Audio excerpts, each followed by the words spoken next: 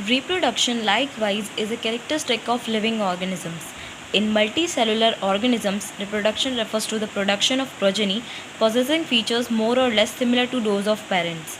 Invariably and implicitly, we refer to sexual reproduction. Organisms reproduce by asexual means also. Fungi multiply and spread easily due to the millions of asexual spores they produce. In lower organisms like yeast and hydra, we observe budding. In planaria, flat forms, we observe true regeneration, that is, a fragmented organism regenerates the lost part of its body and becomes a new organism.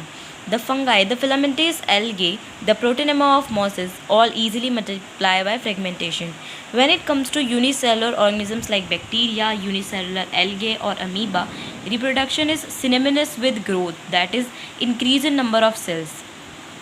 We have already defined growth as equivalent to increase in cell number or mass. Hence, we notice that in single-celled organisms, we are not very clear about the usage of these two terms, growth and reproduction. Further, there are many organisms which do not reproduce, mules, sterile worker bees, infertile human couples, etc. Hence, reproduction also cannot be an all-inclusive defining characteristic of living organisms. Of course, no non-living object is capable of reproducing or replicating by itself.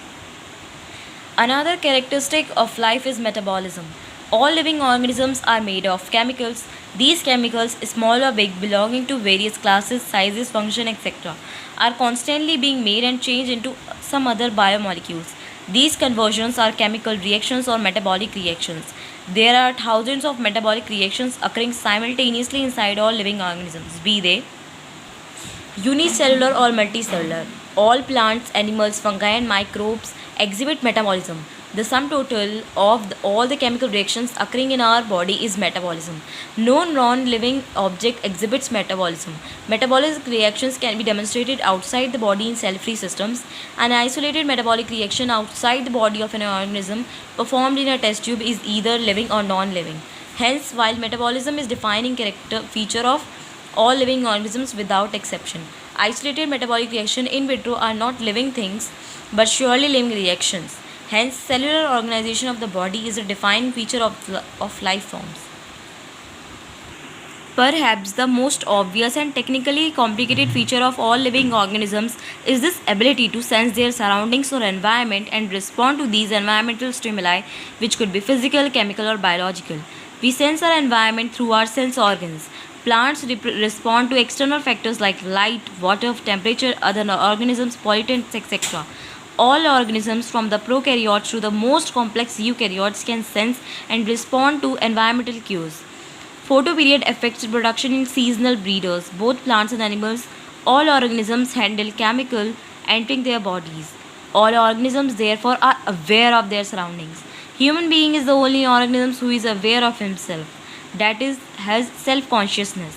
Consciousness therefore becomes the defining property of all living organisms. When it comes to human beings, it is all the more difficult to define the living state. We observe patients lying in coma in hospitals virtually supported by machines which replace hearts and lungs. The patient is otherwise brain dead. The patient has no self-consciousness. Are such patients who never come back to normal life living or non-living? In higher classes, you will come to know that all living phenomena are due to underlying interactions. Properties of tissues are not present in the constituent cells but arise as a result of interactions among the constituent cells. Similarly, properties of cellular organelles are not present in the molecular constituents of the organelle but arise as a result of interactions among the molecular components comprising the organelle. These interactions result in emergent properties at a higher level of organization. This phenomena is true in the hierarchy of organizational complexity at all levels.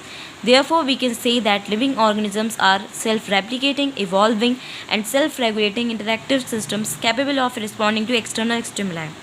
Biology is the story of life on Earth. Biology is the story of evolution of living organisms on Earth.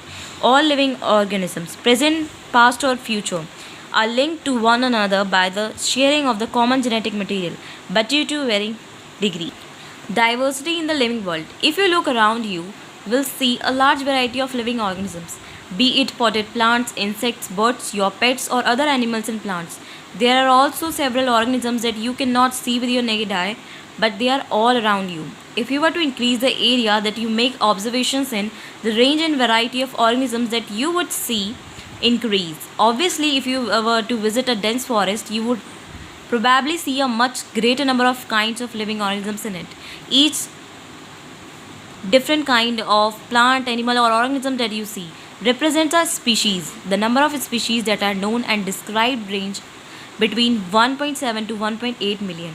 This refers to biodiversity or the number and the type of organisms present on Earth. We should remember here that as we explore new areas and even old ones, new organisms are continuously being identified. Thank you.